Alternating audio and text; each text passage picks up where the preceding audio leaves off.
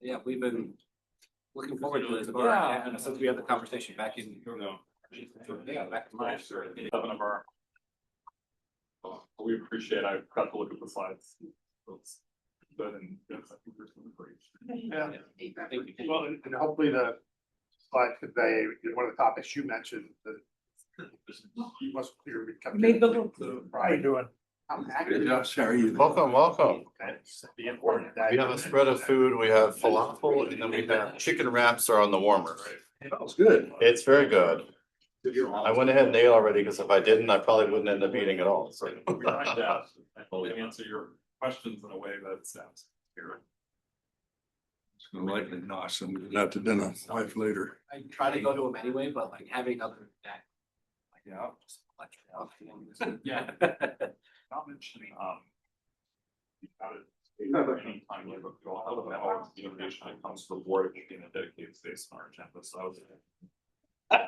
Also that, in that space, if you ever have time, and you take it every month. Good to say. Good to say. We're picking around. Present on something and you guys are on the agenda. Comment or subject. You want communication. I mean, Are you all advocate? Yeah, I think that'll be, I'd like to chat offline about how that could look. Oh, maybe. Just think right about it.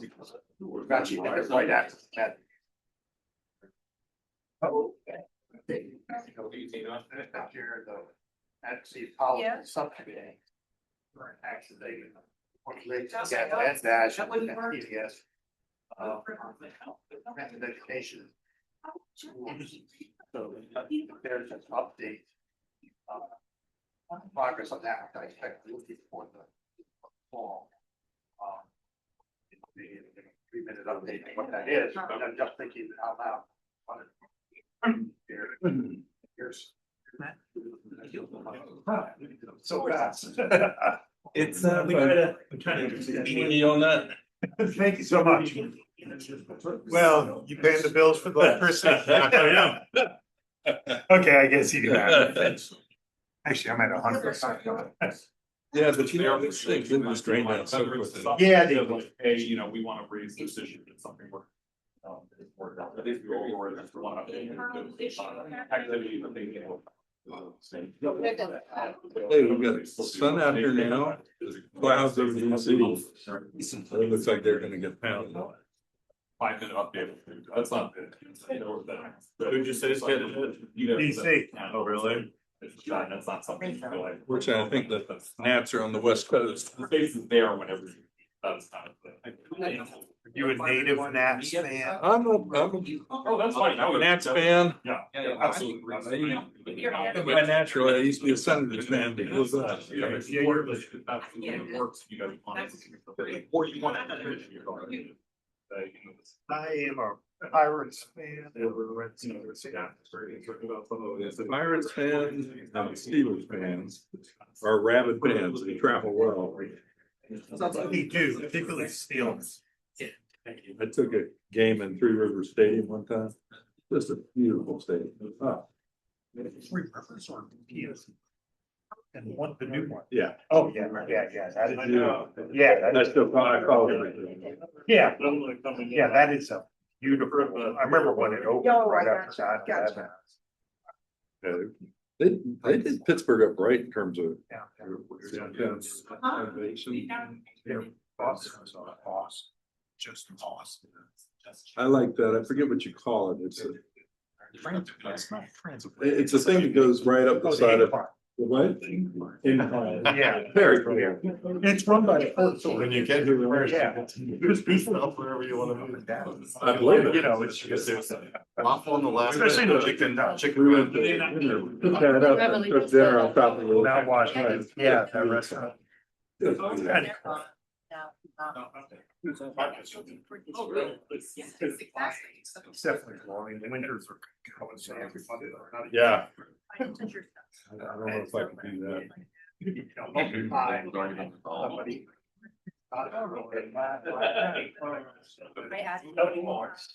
I didn't go to the city council.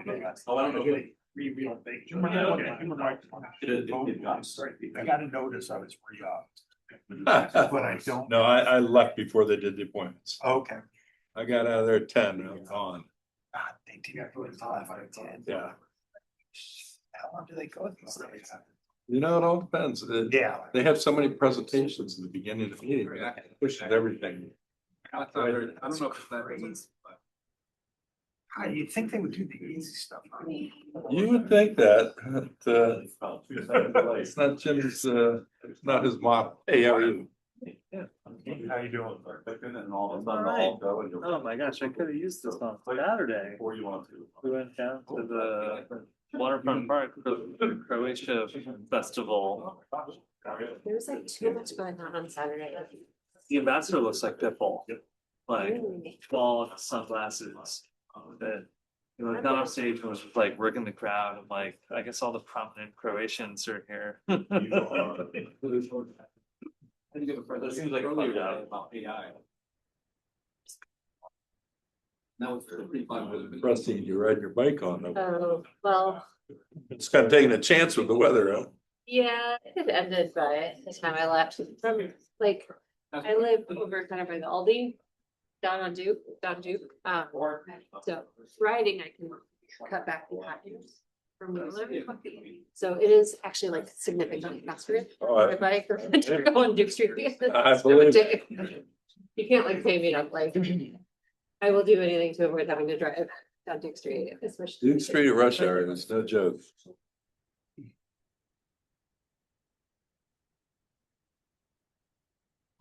I saw that the line 32 shifted to 30 minutes. Take place 12th of July. Hold on quickly. The best informed. We've got to figure out how much the patient we have going on. This, you know, fine spot. By the way, David Jesse's a few minutes away, stuck in traffic. Rush. And we're waiting on Jamal as well, right? Yes. Yeah, I I don't don't know. know, but I would assume similar. That's 32. Actually, I would say King Street was moving well, because usually on the, if I take the bus from Old Town, I get stuck waiting for intersections at Route 1, and then all the other intersections, west of Washington, because that's where all the ways is sending all the drivers, but today we just moved through it, so Oh, well, that's that was good. a change. But I don't know what the traffic was like in the other, coming the other direction. I know it does improve after schools are out. Oh, Usually maybe better. that's why, because I was like, why is it so different today versus 2 months ago? So Yeah. You were detouring on King Street at Old Town yesterday. You went up King Street? Yeah. Yeah. Do what now? You were detouring, there was some work on it. King Street, Uh-huh. going off Route 1 south, looping back up. Those bridge closures are coming up. That's gonna impact you, isn't it? Yeah, Which bridge? that's why it's helpful to have them. Right down by, Commonwealth in here, what's the that? Commonwealth. Yeah. Oh.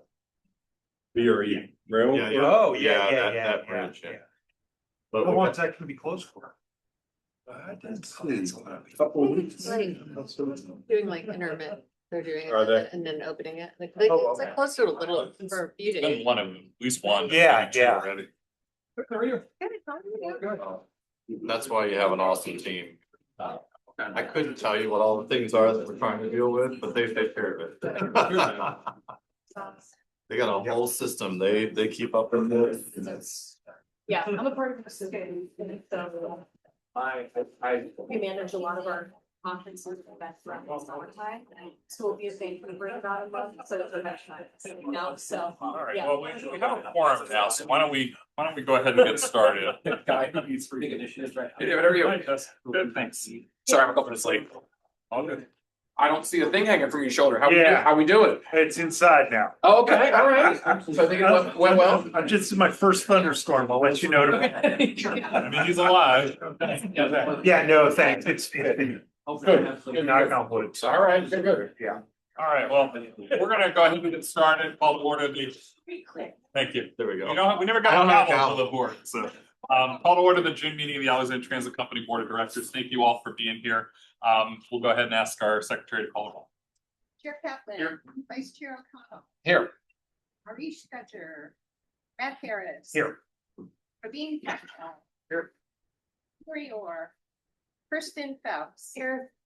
Kevin Greenlee. Here. Jaysha Thomas. Arthur Witt. Ron Kobe. Chair Kaplan, if you have a quorum, those absent are Reed Scudger, Hillary Orr, Jaysha Thomas, Arthur Wicks, and Jamal Scobie. Thank you. And I know, Paul, I believe, is on its way. Jasha, Harish, and Hillary and Art have excused absences. All right, we'll go ahead and open up to public comment. We start every board meeting looking to hear from members of the public. We'll have the DAC presentation afterwards. So I'll just ask, we have a statement we read if we have any speakers. I'll just ask if there's anybody in the room who would like to be recognized for public comment. Seeing none, we'll ask if there's anybody on Zoom who wants to be recognized for public comment. We ask you to use the raise hand feature. We're going to pause and give you a moment to do that.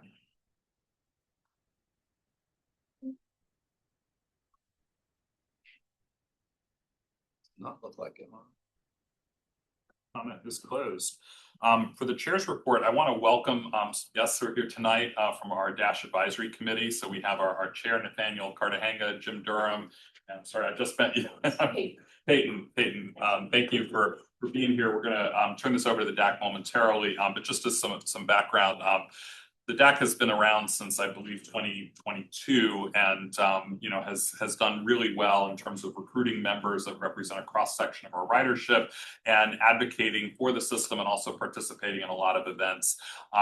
Jesse and I met with Jim and Nathaniel back in the early spring to just talk about how our two groups can be in alignment and to hear from the DAC as to kind of how the experience is going and fitting kind of within the DASH infrastructure. And so one of the things that we wanted to do was provide some space for the DAC, because I think we had only heard from the DAC sort of in a formal way once under their prior chair, Ross Simons, and wanted to hear about the activities they're doing, the committee structure they've created. The DAC has made a lot of changes under Nathaniel and Jim's leadership. And so I'm really excited for them to be able to have a platform to share that with us and for us to be able to ask questions and provide suggestions as to help guide their work. We also did provide a meal, and I want to thank Beth for helping to arrange that. We were hoping we couldn't get full attendance from our board. We were hoping also to entice some of you on a busy Wednesday night. And also, I guess it's a nice way as we go into summer recess to thank our staff for all their hard work, but just to enjoy some fellowship and a moment to celebrate what the DAC means for DASH. So Nathaniel, Jim, and Peyton, I'll turn it over to you. Thank you very much. So Chair Kaplan and Vice Chair O'Connell, members of the agency board, I'm very excited to be here. I think this is, as David just mentioned, a very, very good way for us to strengthen the connectivity. I think that I inherited a special privilege from Ross Simons on what I think was originally a vision from Josh on how we can really make the voice of the community a part of what we're doing in this. And you see that across the DASH operation. We had the privilege of having you here at our most recent quarterly meeting. And I think what we really see there is that this is grounded in the community value that transit brings in terms of opportunities and just economic return. So I wanted to just sort of ground that, and again, thank you for having us here. So one small correction to your open remarks, we found in 2021. I think it looked a little wobbly in 2021. It probably really got on its feet starting in 22. But the original goal was to provide that critical communication link between us as riders and the rest of the community that makes the decisions, the real decision makers. So I think what you'll notice, we have a few of our members here, is we are new members. Many of us hold seats in other types of bodies and organizations, and we try to bring that context. And even if I think we have now one new member who has professional transit experience, so we've been looking to increase and strengthen our capabilities on provide guidance and what it means to be the voice of the ridership. So we're increasingly doing that and looking to add additional. We have one seat remaining couple of different meetings.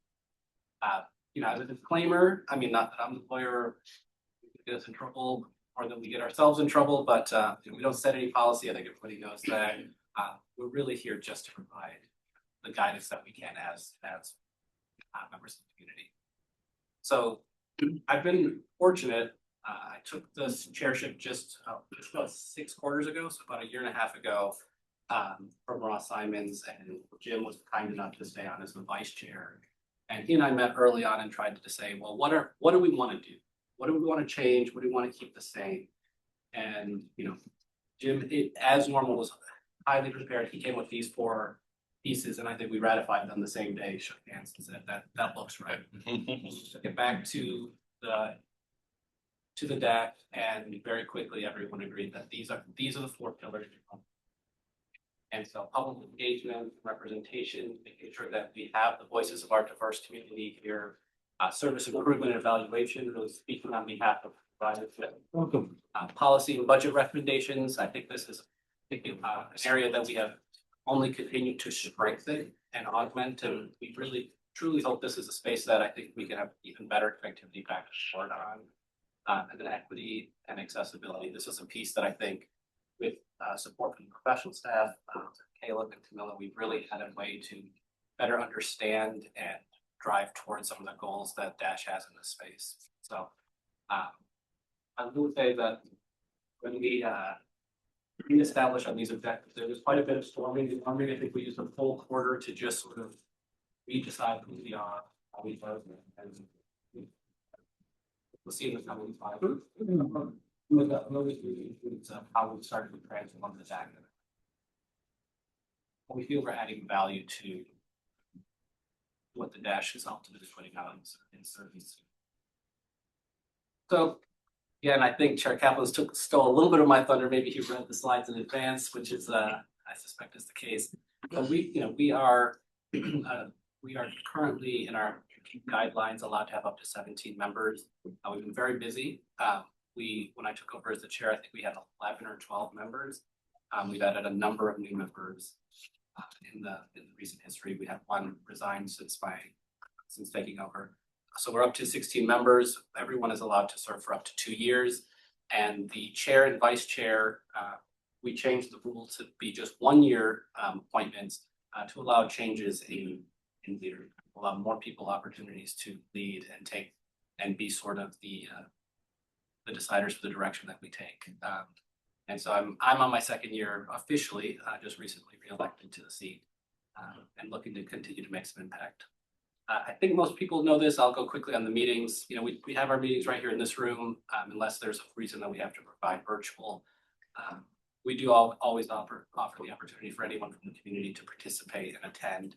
And then we provide summaries on the Dash's website, very similar to operates in that way. I didn't say this at the beginning. If you want to pause or ask any questions, please stop me or interrupt. So a couple of things. Before I dive into the subcommittee readouts, one of the first things that we wanted to do with the Dash is to make it, and I don't mean this as any slight, but to make it a little less like the board meetings. What we decided to do was let every member decide what they wanted to do as a part of it.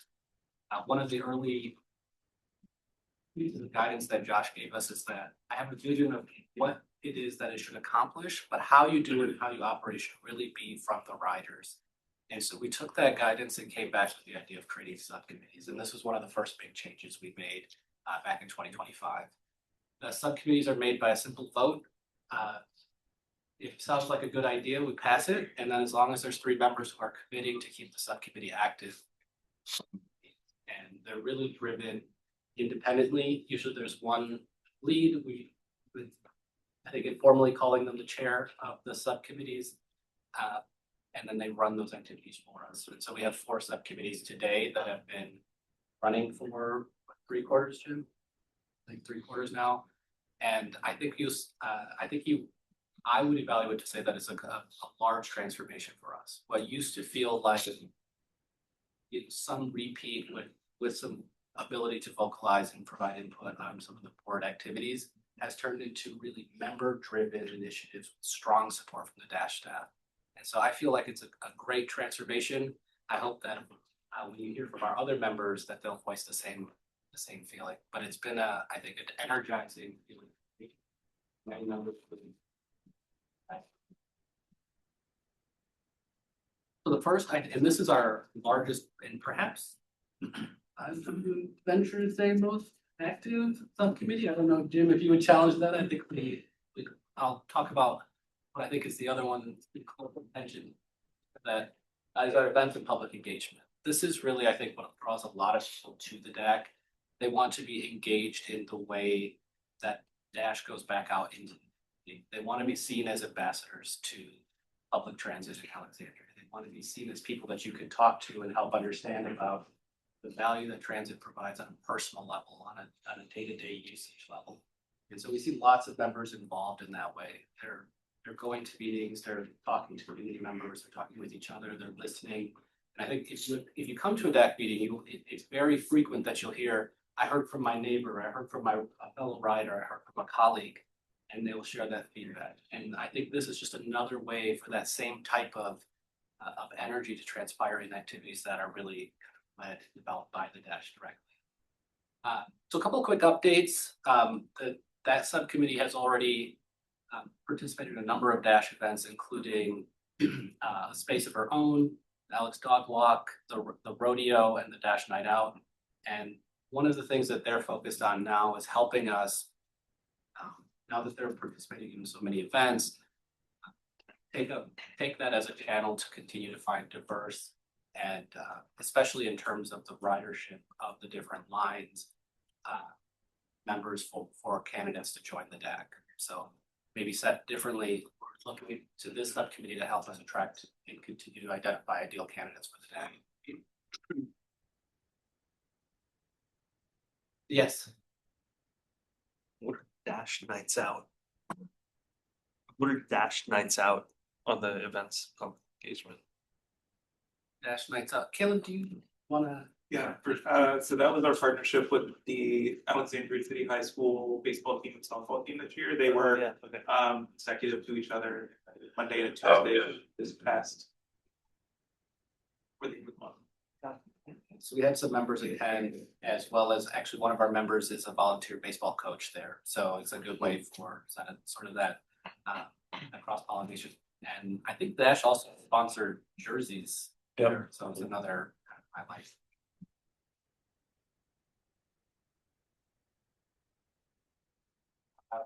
This one is more internally facing, but I think a really important element of what we're doing. We have a standing group with responsibility previously held exclusively by the chair and with God.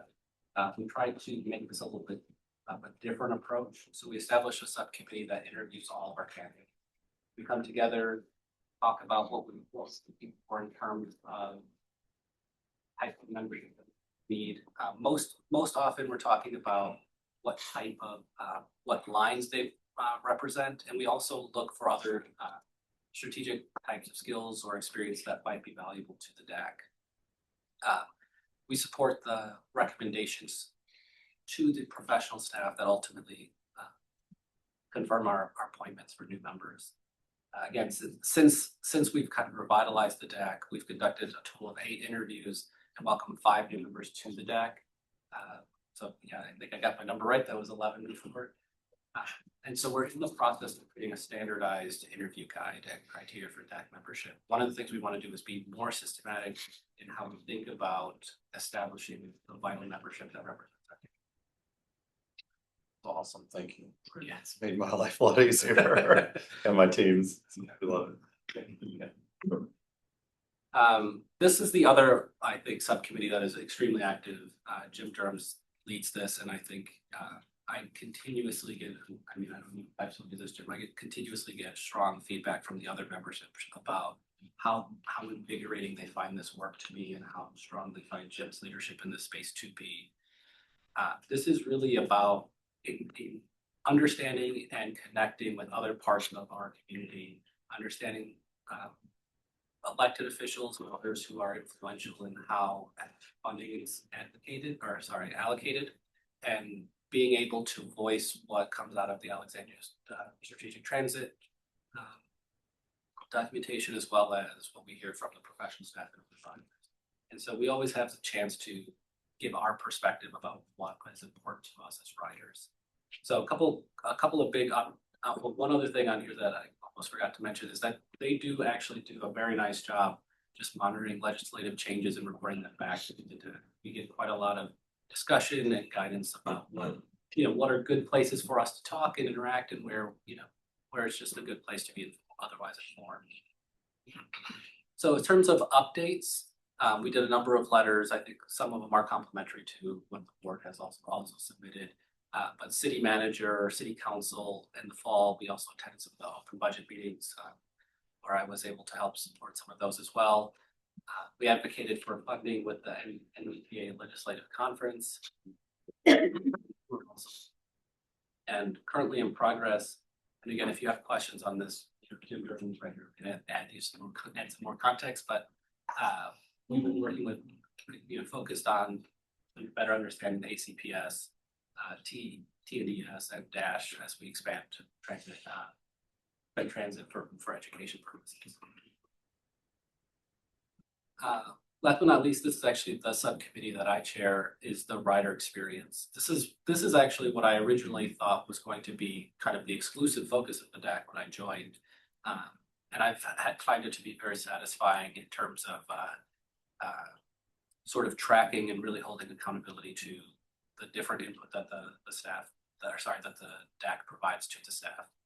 So we really are looking to develop and promote accessible opportunities for the community. And what we do effectively is take all of the feedback, not only from this subcommittee, but the broader subcommittee, and put it into effectively a register, and then we track against how the DASH staff is responding to those pieces of feedback. Some of them are, handshakes that seems to be working well, but feedback in fact is positive. And then others are agree to disagree in a couple of places, but mostly what we find is very productive ways where the DASH staff is able to incorporate that feedback into future planning. In terms of updates, we did create that formal DAC guidance channel. All of it is, as I mentioned, routed through to the staff, the DASH professional staff liaisons, and we provide guidance back to the DAC, and in a couple of cases where we've had guest speakers, we brought that to their attention as well. So just in closing, I wanted to share a couple of photos. We recently, as I mentioned, had the mayor. We were at the groundbreaking and a number of other things, but we're trying to be as active and as involved as we can be to really transform the DAC and its impact, and ultimately with the goal of ridership, and not just ridership, but rider experience and the value and opportunities that transit offers to Alexandria. So we'll welcome any questions. Yes. Yeah, thank you so much for the presentation of the outreach and feedback from the community and ridership. What are some of the prevailing questions or complaints they have regarding service? It's an interesting question. We've logged, I think, probably 70 things. The prevailing topic that seems to keep up is how we manage snow emergencies. Now, the mayor gave us, I think, a pretty nice idea of how we might be able to manage that differently or in different ways, at least with collaborations with other organizations. But I think that seems to be a recurring for the last 2 quarters topic in terms of rider experience. Just one corollary question. Do they have an expectation when they contact you that you'll get back to them, or is it just sort of for your information? When we get feedback from members of the community? Yeah. I would generally say that we haven't set that expectation. What we have done is, it's just like whenever it's much more intended to be informal in terms of our intake, but very formal in our tracking, logging, and accountability. Okay. That's what it looks like today. Good. I think you all are being incredibly effective, and as you said, Nathaniel, like you can start at kind of its most fundamental level. A rider advisory committee might be a sort of focus group for staff to help figure out how to work through issues or how to communicate information, but you all have taken this and done so much more and been so visible in the community as well. And I think that, you know, is a wonderful thing for the DAC, both in terms of then recruiting new members and kind of broadening the cross-section of riders who are represented, but I think also just for showing that, you know, our riders care deeply and that there's a way to kind of be involved in helping to make decisions for Dash and helping to kind of secure its future at a time when we're likely this year going to cross 6 million riders having been on the system. So I think it's a really exciting time for the group, and I appreciate all of the work that you all are doing also to create your own internal policies and procedures too. So there's consistency and you have expectations for new members coming in as to what the experience will be like. And we have, who's not here tonight, Arish Gudger started on the DAC before joining this board. And me. Oh, Chris, I didn't realize you were on the deck. So, sorry, you were. I thought you had a question. You were. I do also have a question, but, Yes, Seminole newbie as well. Started on the DAC, so it's a great way to be involved. I just wanted to ask your two colleagues who are here if there's anything they want to add or if they want to just talk a bit about their experience on the DAC. You're welcome to if you want. Jim, would you like to make any comments? Well, just a little bit in response to Matt's question. One of the topics we spent some time on, in addition to the emergency situations, is there's been a challenge, I think, with the number of available buses recently that's resulted in ghosting some of the service. And while DAC members understand that things like that happen, it's an issue of how do we know that? How do we know when the next bus is really coming? And so that we've spent a fair amount of time discussing with staff just which are the tools that work best, which is the source of information, which tools disseminate that information, and whether or not there's any opportunity to improve that. It's one thing to be ghosted, it's another to have no idea when the next bus is actually coming. So that was a pretty big topic last time, in addition to the other one you mentioned. So I just throw that out. Thanks, Jim. Thank you, Jim. Peyton, did you want to volunteer? Did you have anything? So I joined DAC last December, so I'm still fairly new. I've lived in Alexandria for about 5 years now. I primarily 33 and 34. I found out about DAC because I was a volunteer judge for the Dash Rodeo last year. And then I was a judge for CTAB Rodeo this year. And throughout the past few months and years that I've been taking Dash, I've really felt that there is a community there.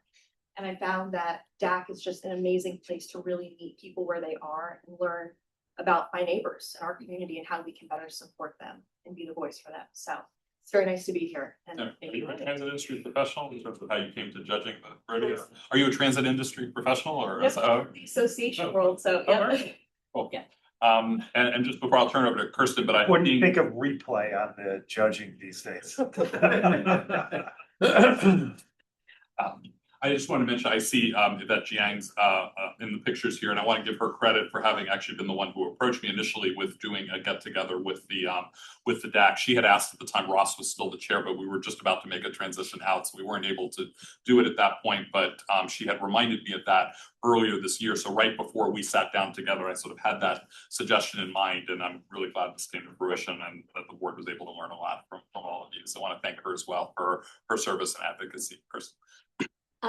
When I was on the DAC, which was a wonderful experience, we had, I think, a high schooler as a member, and I'm curious if there are any youth members of the DAC. Currently, one youth member from Alexandria. That's great. I think high schoolers and youth are a huge current and huge future population of Dash bus riders. Like, as a parent of a teen that never wants to get a driver's license, like, and she's not alone. I would just encourage you all to continue to have that. I think there's a lot going on in this community that their voices are really provide a perspective that often I think other people may assume what students and youth want, but it's good to hear from themselves. And if there's possibility, if there's space on the board, I would encourage the possibility of maybe having like 2 high school or 2 youth members if there's available space and availability and interest, because I think there's just such a big part of the constituency right now. Thank you. I mean, wholeheartedly agree. There's been youth members almost the whole time that I've been a member. There was a small break. But I agree, their voices they have a unique and different perspective. In fact, I think for one of the most recent votes for our guidelines, I think the youth members actually had quite a different view than the majority of the deck. So it's good to have just that diversity of thought perspective in the group. Anyone else? First of all, this is incredible. It's cool to see how much stuff you guys are involved in, from events to policy and writer feedback. And I would expect no less in Alexandria. And I think my question is more for Josh, like, how does this benchmark to other transit agencies? Are there like are we sort of like a top decile in terms of this type of group? Are we a one of one, or is this pretty common? Rider advisory groups are pretty common in the industry. They all come from sort of different perspectives. Sometimes they're formed by boards, sometimes they're formed by general managers, sometimes they're separate entities that the locality even is involved in appointing. The nearest example for us is WMATA. They have a pretty active rider advisory committee, and they report on the regular to the board. I don't know their structure, how they're exactly administered, but when I came to Dash and noticed that this didn't exist, it was a priority of mine to put in place for the primary reason, sort of what Nathaniel is talking about is really getting in touch with the perspective of the user of our services. I often say that we as transit professionals are really good at running transit the way we know to run transit, but that doesn't always translate into running transit for people who don't know how to use transit.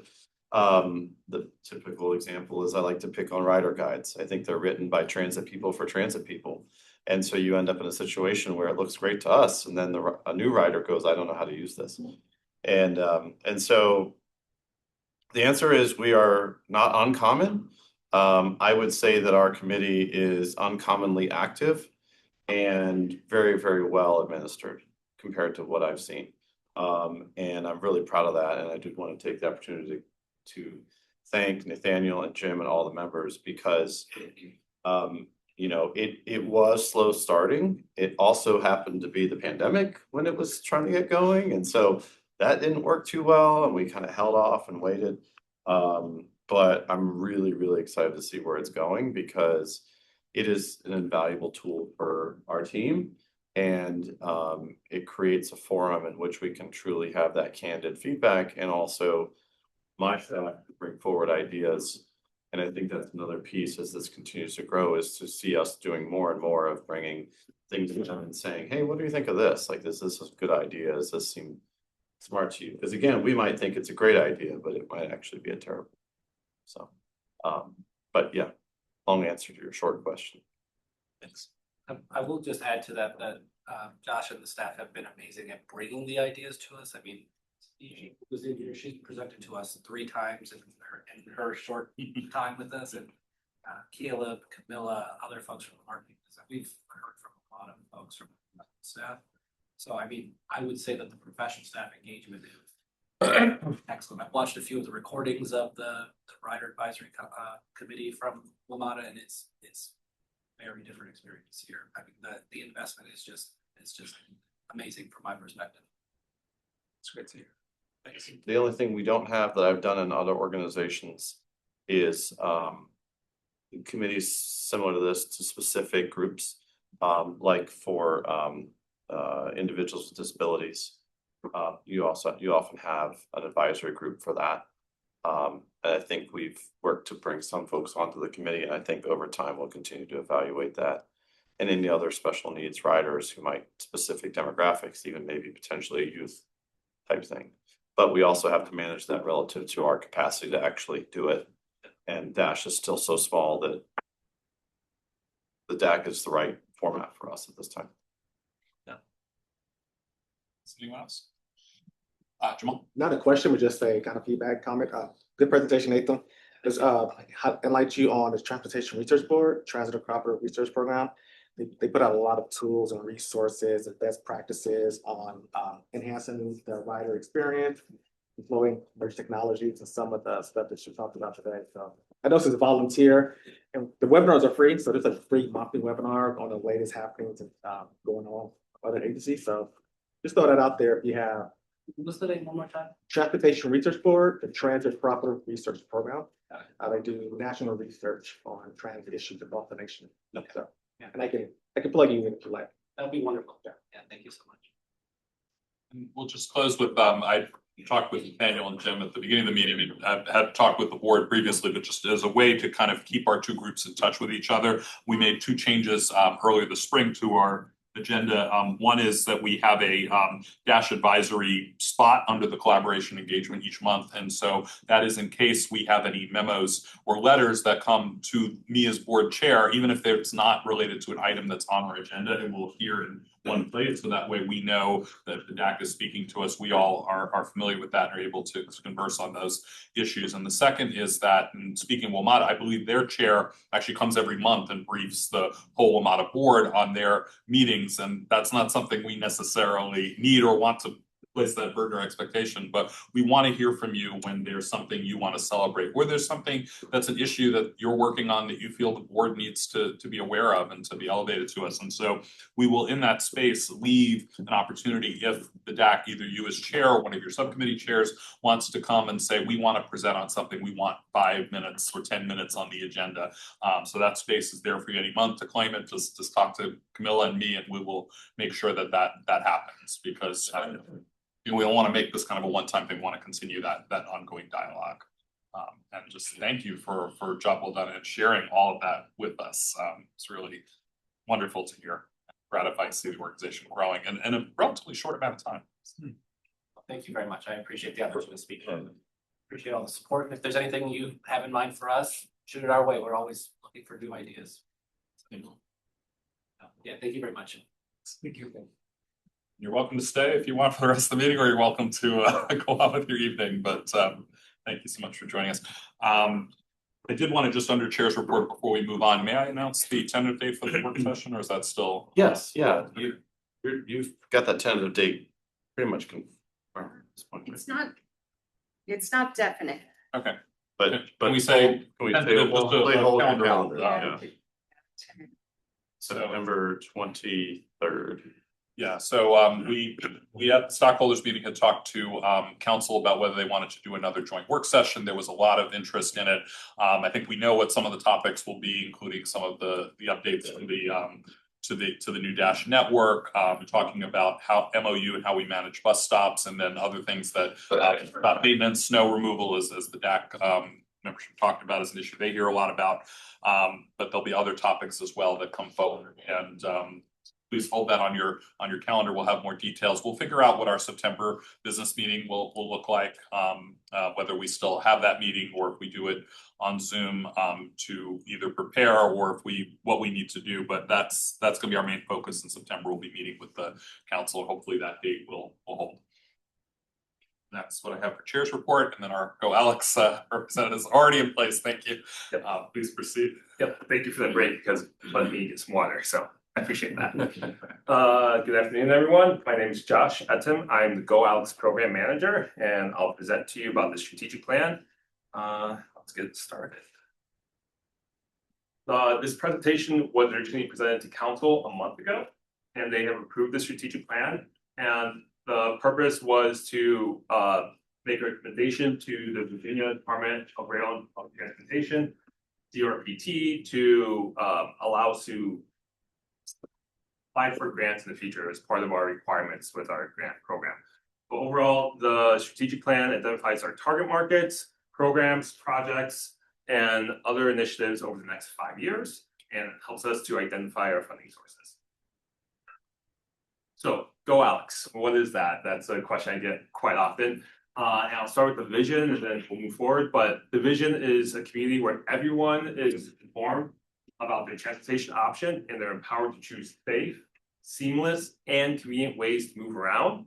And then that adds into, or goes into our mission, where we look at residents, employees across the city, not just staff members within Dash or the city of Alexandria, and also visitors, and we try to give them a range of transportation options so that they can move around both the city and the region, recognizing transportation goes across borders.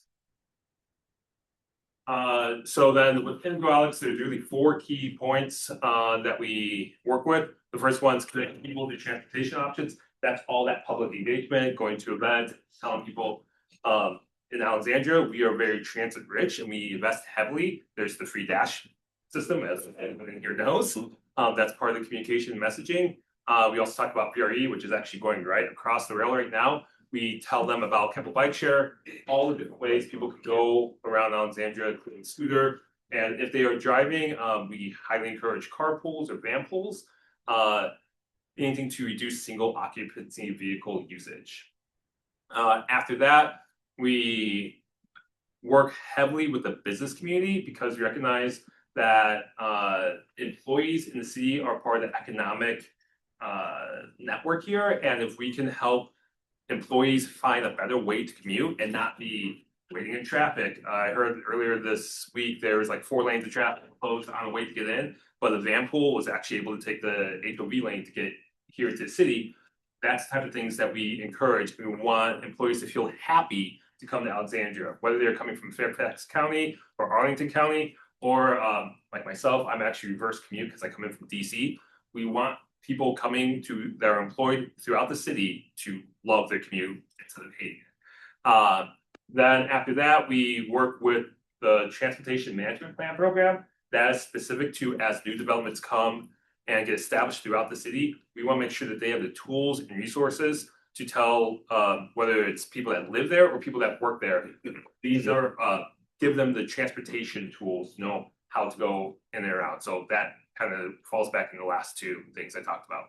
But we really make sure that resources are available for multimodal travel.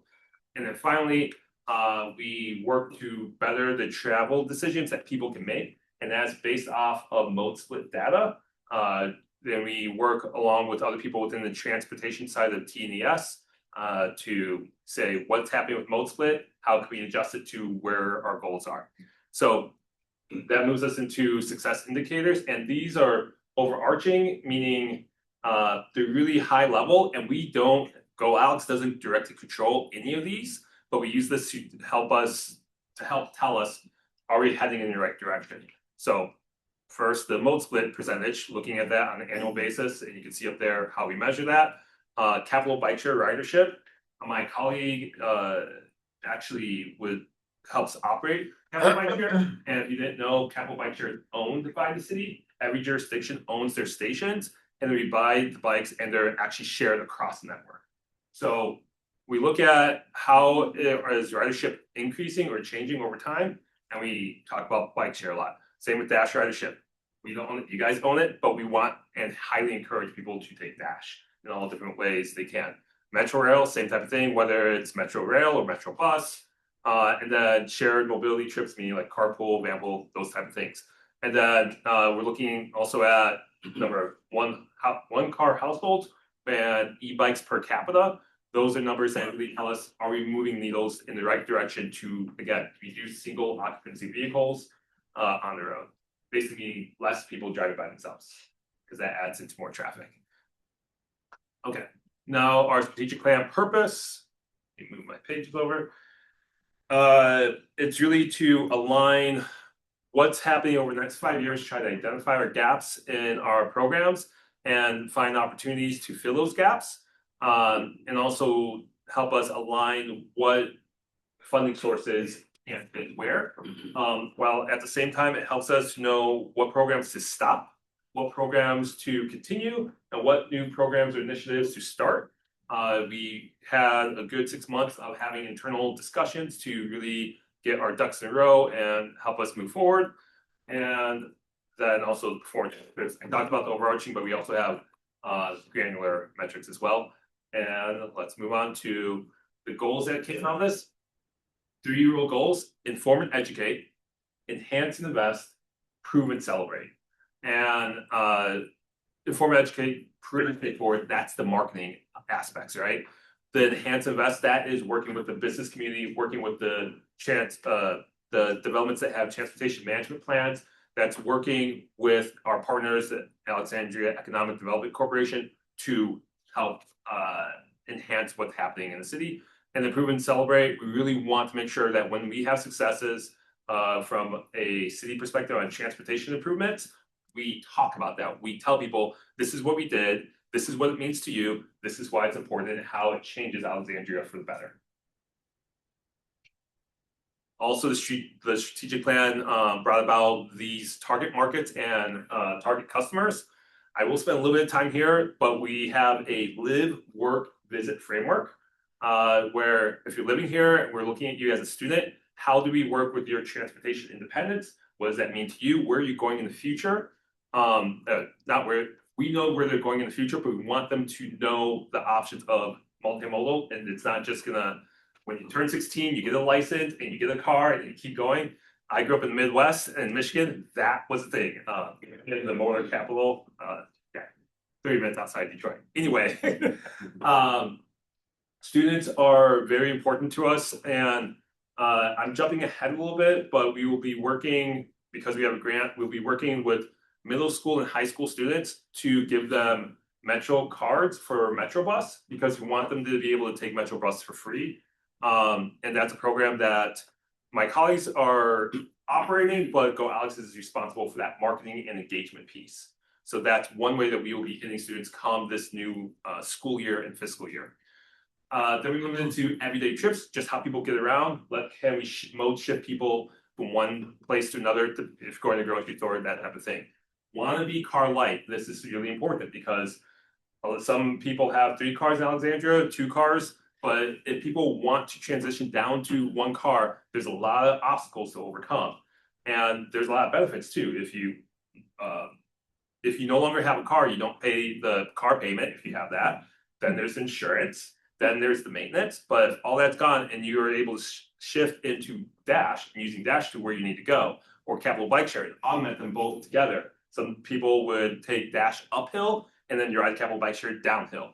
That's the type of conversation we will be having with our target markets because it makes sense, especially with the investments we make in Alexandria. We'll help people do that whole process. And also e-bikes really fit in there because the e-bike changes how far someone would have gone. If they had gone 3 miles on a pedal traditional analog bike, when we put them on an e-bike, they could maybe go 10 miles or 15 miles and not break a sweat, or they go to work in a suit and still not break a sweat depending on the weather. That's the kind of conversation. Then we'll just move forward into the work target customers. We look highly at the large Alexandria employers, really 50 plus employees and up, because that's where we get more bang for the buck. That doesn't mean we necessarily ignore smaller employers, but when we're targeting, we want to be strategic. We recognize our capacity. We recognize the funding opportunities to say, go after a large employer. Let's get more vamples. If people are living essentially 20 plus miles or 40 plus miles away, we want them in vampools or carpools. How can we work with that? And what are the tools? We have tools available. Let's use them. And then also regional commuters, not just Alexandria, that type of thing.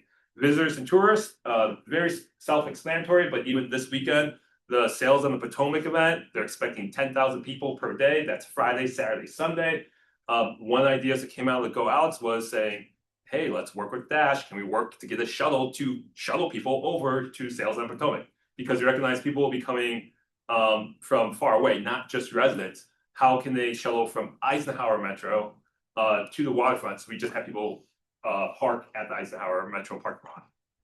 There's a lot to do with visitors and tourists over the next 5 years. So our operations, we have training and education. The things you really know there is transit education overall. I'm not going to talk too much about that, but then youth and adult bike safety. We want people to know how to ride a bike. Not every adult knows how to ride a bike. And also the kids, they don't know how to ride a bike sometimes. So let's meet them where they are and work with them, including Capital Bike Share. I would say that I have been a Capital Bike Share user for a long time, but I never tried the silver e-bike because 1, there was a cost barrier, but I didn't really know what that felt like. And 2, I wasn't comfortable riding that e-bike, even though I had my own personal e-bike. So that's just one story. But we want people to get the experience of using the e-bike and really recognizing like they can go from point A to point B throughout the city very easily. The cable bikes or e-bikes are fantastic if they don't have another way to go. Then there's different incentives for different employers. Smart benefits is basically the WMATA Smart Trip Card. And I think the number is around $340 to $360. Can be either pre-tax money or employer provided money into a smart trip card and given to the employee to say, use this whenever you're commuting back, going to work and going home. That lowers the cost for an individual of living in Alexandria or living in the region and making them want to go with their employers. That's a huge incentive we really try to have employers provide. Then moving into events and outreach, there's a lot of different large events that we participate in.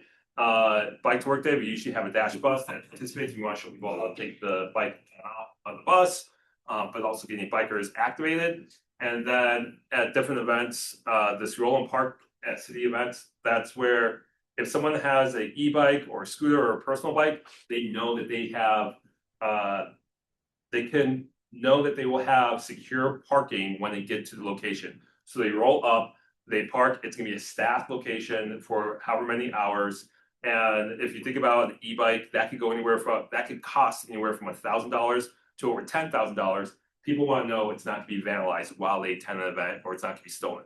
We all feel that way when you're in your car. So we kind of translate that into what's like for your bike or scooter. That type of confidence helps encourage people to really use the e-bike and get to an event. We think of ideas like that of how do we get people to events, going back to that whole shuttle thing. We're constantly trying to say, how do we get people where they need to go in the best way possible? And then we have to tell them about that. And then we're looking at some pilot programs, the top two being the e-bike lending library, which is try out the e-bike for a month before you commit to it. And then the water taxi study of trying to activate the waterways, because that is a very low tapped resource. We all know the water taxi, that's only for really tourist type of things. It's not a commuter type of water boat. So looking at that. Here we can see our diverse funding sources so that we both use regional funding sources as well as federal funding sources and city funding sources. That way, if something ever happens, you know, sometimes the federal government wants to change the direction that they're funding things, we could shift into more Commonwealth of Virginia funding sources. So that was kind of laid out, and these are our main sources. Now for the indicators, we've already talked about the high level. I just had it repeated here. One big indicator we're going to have is that high impact engagement events like Sales on Potomac, or really more so the city birthday, because this would be like the third year that Go Alex has participated. We're going to look at how are we engaging customers. We're going to leverage a CRM, a customer relationship management software through the Council of Governments, and also kind of developing our own to see how successful are we with our messaging. Are we hitting the same people that might go to our bike to work day, that go to the city birthday, that go to another big event? It's called Operation Illumination. That's every fall. That's where we work with people on the ground. We had 2 locations last year, one in Alexandria and one at Bradley Road Metro Station. We want to put gear on people that helps them be illuminated when the clock is changing and gets darker earlier. Actually, my backpack is one of the, I'll go grab it right now. This is actually pretty cool to me. This is a Go Alex rain cover, or a backpack rain cover. So it goes on the back of your backpack, but it's also highly illuminated. We want commuters to always be illuminated, or anybody that's walking in Alexandria, if they just get off the bus and they have to walk home and the time has just changed, be illuminated, have something on their backpack for training, or we also had slap bracelets, things of that nature. So we want to make sure that we're engaging the public over and over and over again, have a good way to track, are we being successful, what's this changing, and then slowly get testimonials from different people. What does it mean to live in Alexandria? What does it mean to use different modes of transportation for whatever needs you have? Are you taking Dash to the grocery store? What's that like? Are you taking a bike just for a date night? What's that like? Or anything of that nature. And then that leads to the last bullet of scaling those stories and telling it to the general public to say, imagine you as this.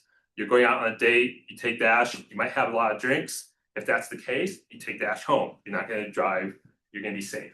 Those are the stories that we want to be able to tell in a very positive way. So all that leads us to where we are today. We're in the middle of June. Like I said, City Council has already approved this. We sent the strategic plan to the DRPT, and then we plan to start implementing things in July at full scale throughout the next 5 years. We have that on our schedule. With that said, I'll take any questions. I hope that this has been informative and useful to everyone. We'll start Kevin and then Jesse. Very impressive, nice presentation. On your slide, live, work, visit, just 2 points. When you're talking about cost of ownership, don't forget to mention the car tax. That's a added cost. And then on the live, when you're talking about the students and education, I'm just wondering, you know, you give them smart cards. I wonder if you could maybe incorporate some reference to DAC and opportunities for them to get involved in that. That's a great point because I didn't know. We did talk a lot about students. That was about a month and a half ago about, yes. But yes, bringing it all together because it's all going towards the students. Super, great presentation. Thank you. Joshua, I want to first, I'm really excited to hear about the MetroCard program. I have a middle school daughter and she and a group of her friends take the bus from our corner of the neighborhood down to GW every morning. And for the longest time, I assumed they were getting on Dash bus because I knew they were not leaving with money. I knew they were not leaving with MetroCards. Come to find out, they had been riding a Metro bus. They'd all been getting on for free because the nice driver, Mr. Kevin, basically was like, I'm not going to delay my route by arguing with 7 different girls. Just get on the bus. And then one day there was a substitute driver and she was like, none of you are getting on. So anyway, I'm excited to hear this program. I definitely think there's demand. This was awesome. Couple quick hits that just the things that were on my mind as we were talking. The water taxi pilot, as you guys think about the details, it would be great to sort of also see if we could align the water taxi departure points with when the Dash services that pickup point so that people could potentially take Dash, get on the water taxi and have that be a more integrated form of communication or transportation rather. I love all of the rider education and transit education that you are doing. I would hope that we can establish a pretty good feedback loop with Dash staff so that as you are, if you're consistently hearing certain pain points, certain points of confusion, that you guys are communicating that as to us so that we can also then work it from our end and potentially improve some of those things. It strikes me that you're one of the few groups in town that is really doing stuff at the intersection of biking and transit use. I'd encourage you to do specific education around how to use a bike in conjunction with a bus, right? I think that's something that highly experienced commuters are pretty good at, but maybe people that are less frequent or more casual users might be really intimidated to think about how do I take my bike and get on the bus. So I think specific training around that could be really good. I love the idea of the e-bike lending library. Nothing to do with Dash. Just thought that was cool. Excited about that. And then the last thing I just want to flag, you know, going through your strategic plan and looking at the funding, it's obvious that you guys have been highly successful with attracting grant funding. And I would encourage you to continue to work with our staff. I assume you already are, but where there are opportunities to pursue grant funding that might be coming through a transit source, but then have implications for what you're doing or vice versa. I hope that there could be some significant collaboration in that regard. I'll just piggyback. I mean, this is all very awesome. I just want to give kudos. This is so exciting and I'm glad it was adopted by council. To echo Jesse's point about rider education and especially the intersection of bikes and buses, I think I was actually just talking with some of the ACPS bike education folks and really excited to hear that like bus education is getting in there and mentioning specifically the how do you put a bike on a bus, and you can do that if it's a certain type of bike would be a very helpful tool for middle and high school students, I think, getting that connectivity. And then I think also just as you're thinking about education, particularly at the intersection of like bike or scooter and bus, you know, I will say I live on the West End. There's not as many cabbie bike docks as we want. And I know Hillary's heard that from me in many contexts. So I won't belabor the point here. But I do think that there is incredible diversity on the West End. And I think that a thoughtful approach about how to really engage with communities and meeting them where they're at to help understand those connectivities, because it's not necessarily like when you're not stumbling across a dock share every 2 blocks, like you might in Old Town or Delray or something. People aren't naturally thinking like, oh, I could that I could go from here to here and catch the bus, and there'll be another station, you know, near where I'm getting off. So just to put a finer point on that, I think it's really exciting that you're doing that sort of education. And I think, you know, culturally informed, sort of community grounded outreach on the West End particularly would be very helpful. That sounds good. I will add that we are looking at to use capital bike share, you have to be 16 years old. That is what the rules are. And then part of our capital bike share education is you're 15, that's a great time to tell you about other parts of transportation.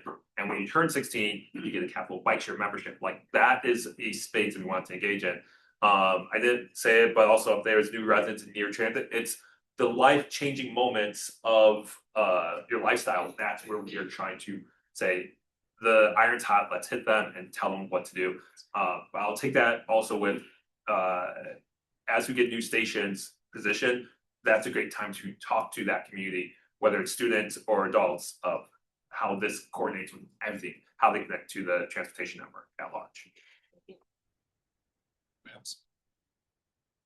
Well, Josh, thank you very much for the presentation. I'm going to ask a question, then I'm going to give you a compliment first. I was at Bike to Work Day talking to the historic Alexandria. I volunteer at one of the sites. I was talking to Shell Longo, and we were actually talking somewhat about sales on the Potomac and the collaboration with Dash. And she said, you know, you want to see some of the things that's great about this partnership that we have. And I think she thought that maybe Dash had been involved in doing this, but it was your organization. The map of the different museums in historic Alexandria and all the transit routes to get to them, and then the stamps that you can get and the gift that you can give. And she said even the graphic that you designed, they've been using that on some of their merchandise as well with your permission. And so it was great because I don't think that 15 years ago historic Alexandria would have necessarily been working with a lot of the transportation entities, but it sounds like this has been a great collaboration, a way for them to help people find even some of the museums that maybe are a little off of King Street as well. And so kudos for that. It was really wonderfully designed. And I'll add that that's the museums call that their passport, but we made a map for people that have not seen that.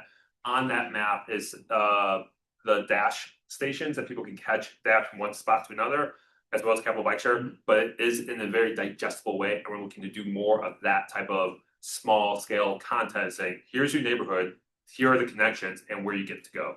Well, they said a community cookout, so that's the most common thing people ask for. So, so very well done. I wanted to ask, because I believe the mobile transit store is under your umbrella as well. And I'm sorry, I had to step out for a couple of minutes, so I didn't know if you'd address that. I see them a lot at the metro stations in all different kinds of weather. So sometimes in the cold winter, they're kind of hanging out in the vehicle, or they have a table at Braddock Road that's sort of tucked in a corner. Do you track the usage and kind of the effectiveness of that? Because I will say just anecdotally, so I don't see a lot of engagement with it. It's not something I'm expecting. And so kind of how you sort of look at that service that you're providing and making sure that you're actually reaching and helping commuters versus them going to the attendant in the booth. Yes. So pre-pandemic, it was a lot stronger. Post-pandemic and through the strategic process, that was actually one of the things we looked at to say, do we stop? Do we continue? Or do we start something new?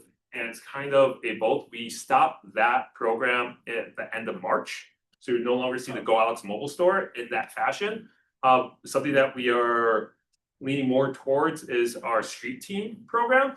And that is when we will strategically decide when to send out a team. It is through a vendor, but educated in all things transportation and multimodal transportation.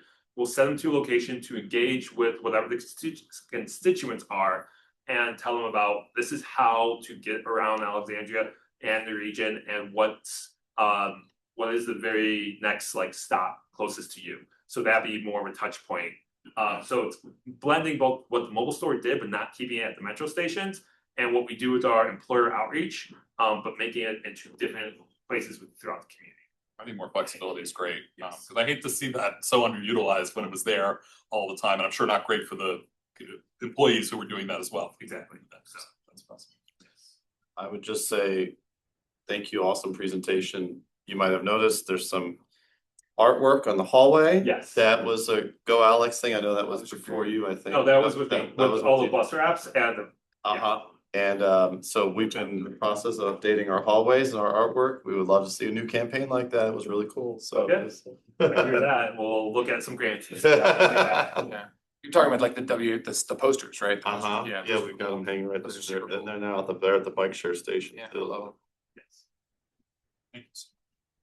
Thank you. I noticed we skipped TNES report. Jordan, I know provided a written report. Is there any questions on the report, or was there any items you wanted to present on? It's okay if not. I just have one comment. I assume folks can read it or may haven't yet but can, but I wanted to let folks know, the reason I included the alerts about DMV movement in Vision Route 7 is there's a push through DMV moves effort to kind of create this bus rapid transit priority corridor from Tyson's to King Street, which is essentially an extension of the planned Route 7 project, which was originally Tyson's to Mark Center 7 Towers. And as part of the fiscal year 27-28 I-66 commuter choice program, Vermont got $11 million for the F2X limited stop service connecting Spring Hill, Tyson's, Mark Center, and terminating at West Alexandria Transit Center, which is really seen as a precursor for this kind of full BRT service that extends beyond Mark Center, so the towers will allow people to connect from north all the way to King Street. So it's kind of that connection that helps create that corridor that's come out of the DMV effort. So that's moving forward, and I think it's just be good for everybody to kind of keep an eye on. We always allow time for all of us who are members of other boards and commissions. Is there anything for the good of the group? To the approval of the meeting minutes, our May minutes were included in the packet. Are there any revisions to the minutes as they were presented? If not, is there a motion to adopt them? It's moved. Moved by Jesse. Second. Second. All in favor? Aye. Minutes are adopted. Review of the financials. This is if there are questions for Edward. It's here tonight. They're included in your packet. We're in good shape for the end of the year, so. We have 3 action items. The Alexandria Transit Strategic Plan, which I know was pulled for this month just to make some final tweaks. And so if staff is available to answer any questions, if there are any, otherwise we can make a motion to adopt. Not hearing any questions, is there a motion to adopt the ATS? So moved. By Kevin, is there a second? Second. Second, Matt, any further discussion? I see. All in favor? Aye. Aye. Motion carries. Then we will approve the FY 27 budget. Edward's gonna stay in his chair just in case. Any comments from staff? We've certainly been over the budget. Council had completed their deliberations in time for Monday meeting, so we've discussed that. We've also discussed some potential pain points as we go into next year, and spent a lot of time last month, I think, talking about mitigation measures. And do you have a date for the line 32 enhancement? July 12th. Oh, very good. Be in place. Yep. All right. Is there any questions or discussion on the budget? If not, take a motion. I think the only thing I'll say, just because I think it's good to have it in the minutes, is that this is the best we could work with. I have anxiety around approving a budget that starts with a deficit of $1.3 million, but as we discussed amply last time, it is our reality, and I know the mitigation strategy you guys are pursuing is that it's a tough situation we're in. Yeah. And we will, we as a team have started talking about bringing forth the scenarios to you by the fall as quickly as possible, and that will also include what cuts would be necessary in order to bridge this. I think Kevin wasn't here in the last meeting where we talked about this, but I think we along with the city have navigated these uncertainties before. We will be very proactive in having conversations, and I've already started some of those myself. So, we're gonna towards the latter part of the summer really gear up and talk about this. Is all around the fact that fuel is more than double anybody's budget right now. So the city's dealing with this too, and I don't think there's any way to change that. Has Dash ever adopted a deficit budget before? Well, the budget doesn't actually reflect this. This is just basically highlighting the fact that the budget for fuel is assuming a rate of $2 and something, 265, and we're paying upwards of $5 almost. As of this morning, it's $4.02.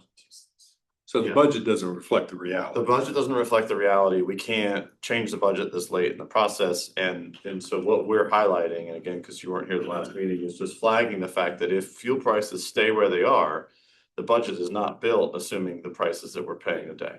And so that is something that we all need to be proactively addressing going into the fiscal year. And it doesn't look like there's any end in sight to this mess. And so, you know, and we would imagine that the city fleet is dealing with the exact same issue. So it's like, that's what we're flagging. And I think Jesse would point out last meeting that the question of like, how do we illustrate what we would do in order to bridge this gap, should there not be supplemental funds appropriated to cover it?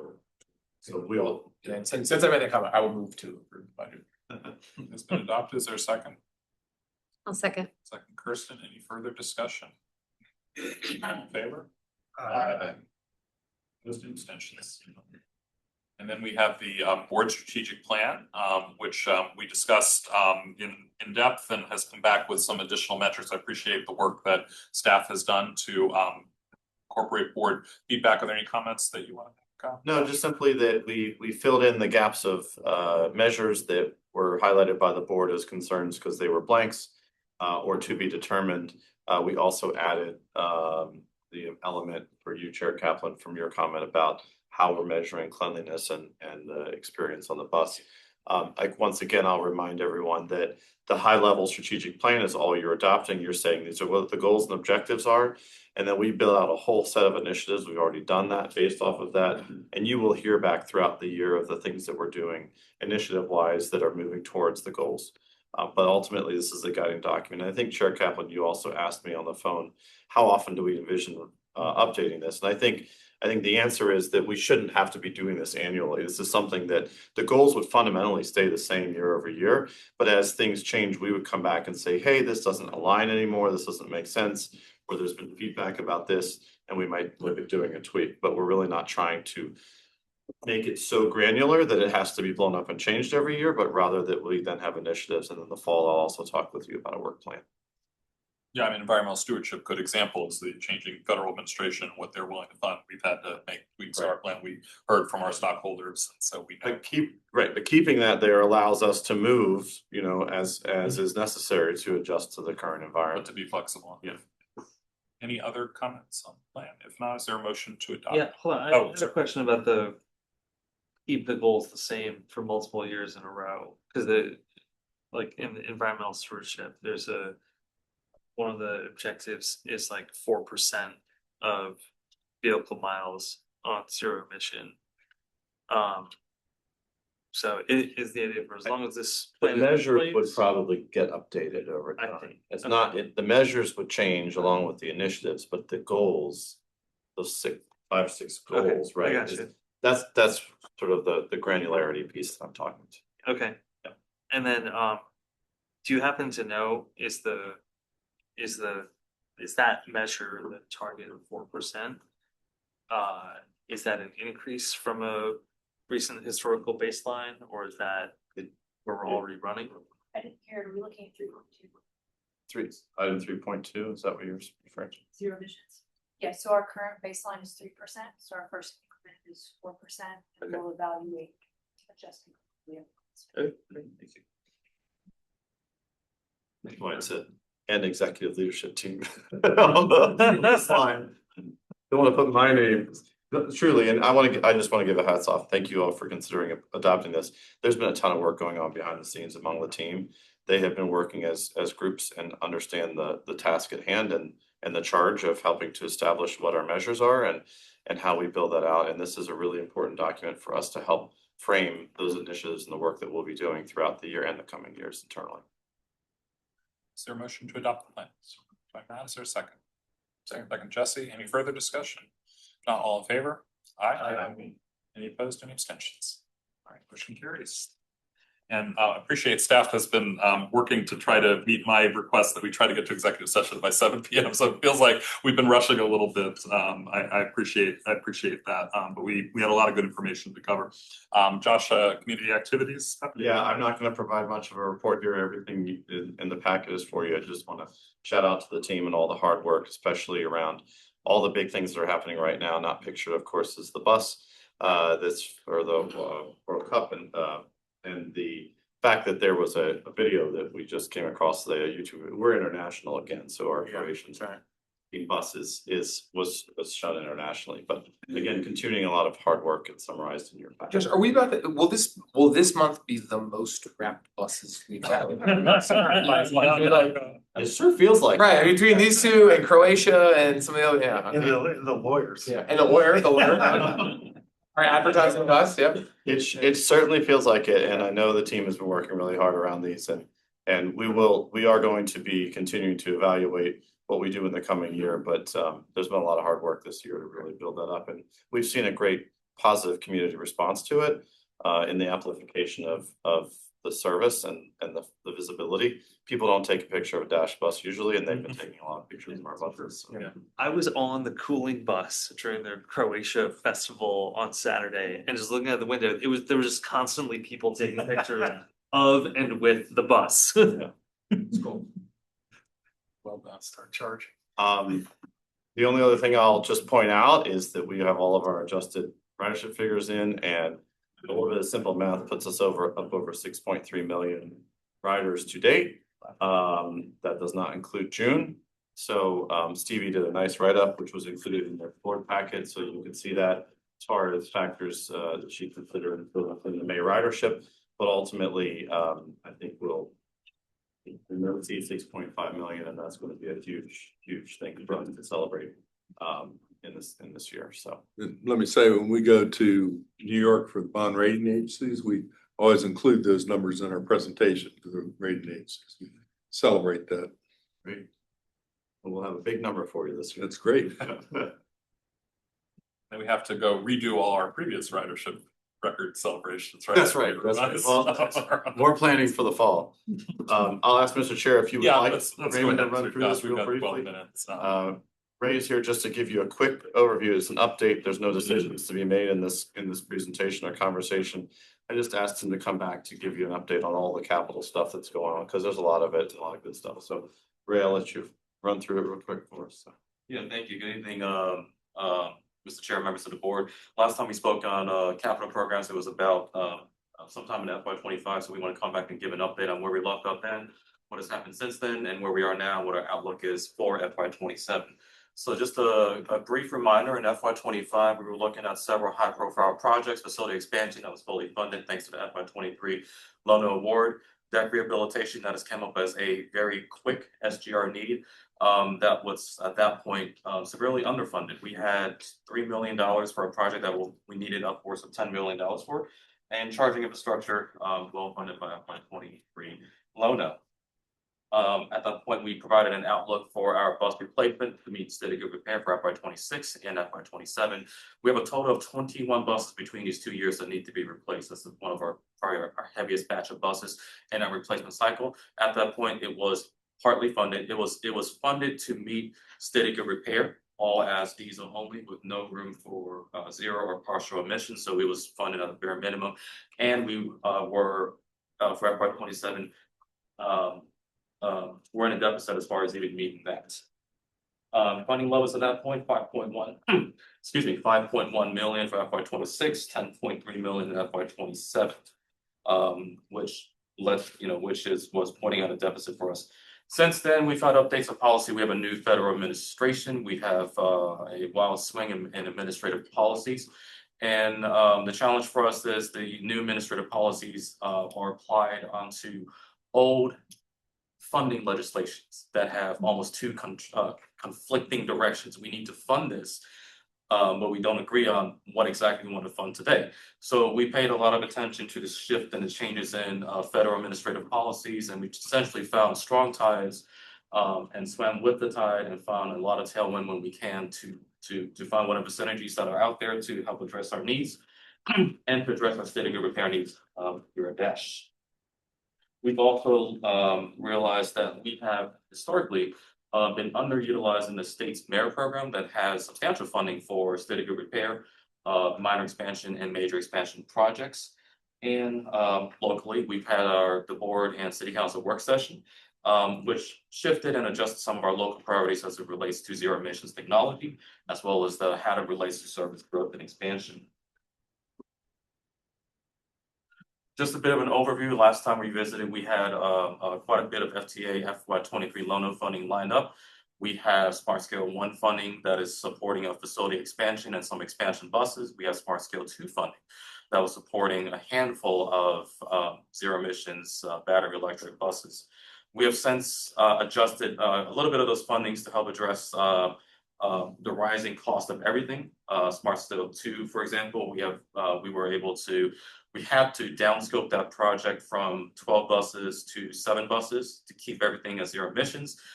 Because I was awarded for $12 million to buy 12 electric buses, which is not possible these days. So instead, the state granted us the ability to buy 7 battery electric buses for $12 million, which is very much so feasible. Since then, we were successful in going after and pursuing and securing state funding from the state merit program for major expansion. We got $4.6 million from that program to add on top of the city's $2.5-ish million for the deck rehabilitation. And we secured yet another loan award in FY25. We took a strategic approach to pivot our application to pursue hybrid buses with the guidance of our advocacy groups and kind of reading the fine print of how this program is now being administered.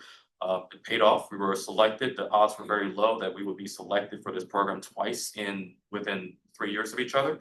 But it happened. So we got $10.9 million to fund the replacement of 11 buses as hybrid or partial zero emissions buses with the technology that's available today. So as a result, our FY26 needs are fully met. We went from 7 buses funded as diesels to 7 buses funded as hybrid or partial zero emissions. In FY27, we went from 7 buses funded out of 14 to all 14 buses funded. And a good number of them as hybrid partial zero emissions. In addition, that leaves a little bit of surplus in the what was existing city local funding between FY26 and FY27. One thing we're able to do is flex some of those funds to move over to the deck replacement project. And a unique situation we had was that we had more state money awarded to us than what we were able to match. So we were leaving state money on the table. We moved $2.1 million from that from bus replacement that was now freed up over to the deck replacement, and we were now able to take every single state dollar off the table. So in a matter of a few years, we grew our debt replacement funding from $3 million to upwards of almost $10 million funding, which we are about to go with. There's still a little bit of excess funds remaining that we are keeping in contingency, depending on how the bus replacement projects go, and also depending on how the debt replacement project as well as this facility expansion project goes as well. So that is where we are. In FY27, we are looking forward to updating our zero emissions transition plan to reflect the progress of all these new exciting additions. We are looking towards substantial completion of 2 of our projects, facility expansion, community charger, that's currently taking place in the West End development. And we're going to start to see the delivery of all of our zero emissions battery electric buses that were funded way back FY23. As well as the battery electric buses funded by Smart Scale 2. So a lot of things rolling in, a lot of updates to our plans, and a lot of things reaching substantial completion. Questions for Ray? Start with Praveen and then Kevin. Thanks, Ray. On the updates and policy slide, at the end, it said new flexibility with timeline of zero emissions conversion. And I just want to make sure I understood, where is that memorialized in policy? Because I know there's the EAP that council adopts that has a goal in it, and then there's a dash plan that doesn't quite mirror the same timeline that was in the council plan. So I want to make sure I understand, like, what's the governance of that flexibility? Where was it changed? Mm-hmm. Who changed it? Did we do that? Yeah, so not do that. Two places what's the policy that guides it? Yeah, so 2 places that I think of off the top of my that I'm aware of off the top of my head. So this is memorialized in the white paper of the follow-up the follow-up notes from that city council dashboard Joint work session. work session. And then look forward to FY 27. We are planning to do an update of our zero emissions transition plan. So we will also memorialize that within that transition plan. Okay, so the dash goal, that's like zero emission by 2035. Where does that live? I didn't think the plan that you referenced, zero emission transition plan, I didn't think that's where that was set in dash policy. I thought that was in some higher document. I believe Keeps track of the names of all of our plans. Yeah, I believe that was likely memorialized in the zero emissions bus feasibility study that we did back in 2019. And if not, we'll need to revisit and ensure that it is memorialized. Okay. I think there's a plan adopted by the board that has the 2035 rule. And so I think the flexibility we would have, because I think the council plan has like a 2037 date in it. So I think the flexibility we would have until council amends or adopts a new EAP would be to move that back by 2 years. Okay. Unless I misunderstand the governance of the policy documents.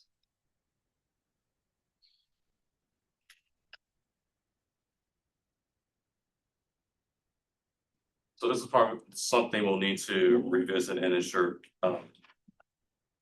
My suspicion is that it was somewhere in between the feasibility study and the implementation study where that's memorialized.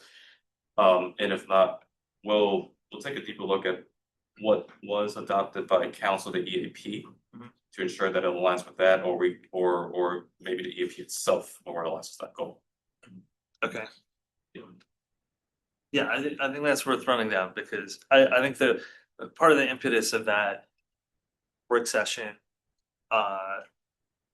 last year was to align reality and policy a little better.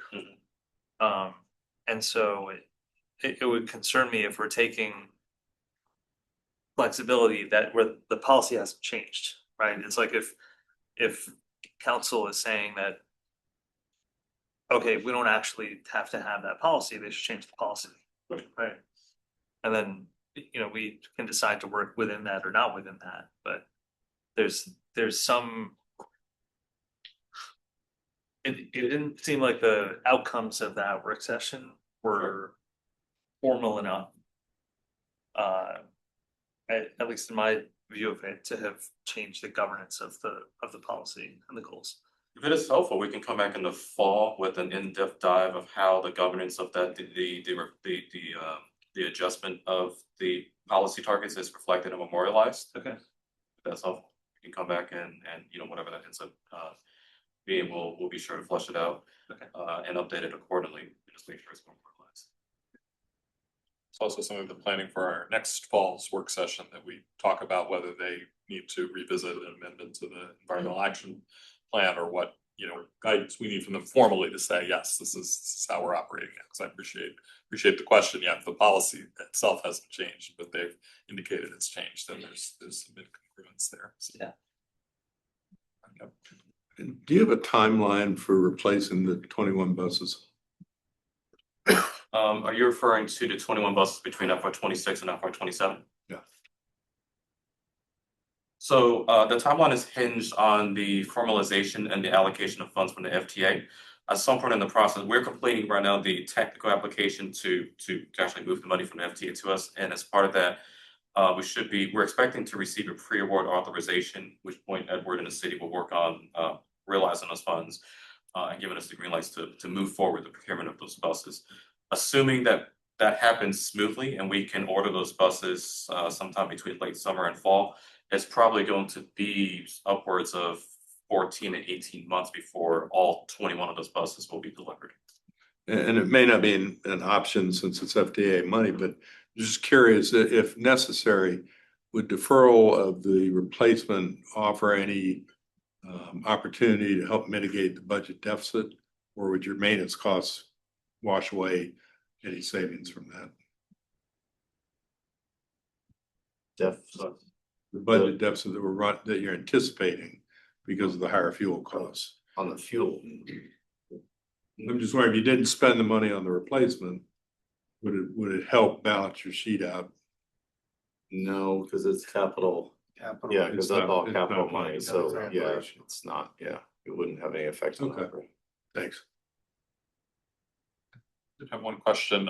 You note holding 5 of the 2012 hybrid buses. I remember I think they were the first order buses that arrived since when I joined the board. So I'm always very fond when I get to ride. In fact, I rode on one this afternoon. I was just curious how those buses are holding up, and I guess partly to Kevin's question about the increased maintenance costs. The one I rode on today seemed to be doing quite well, so.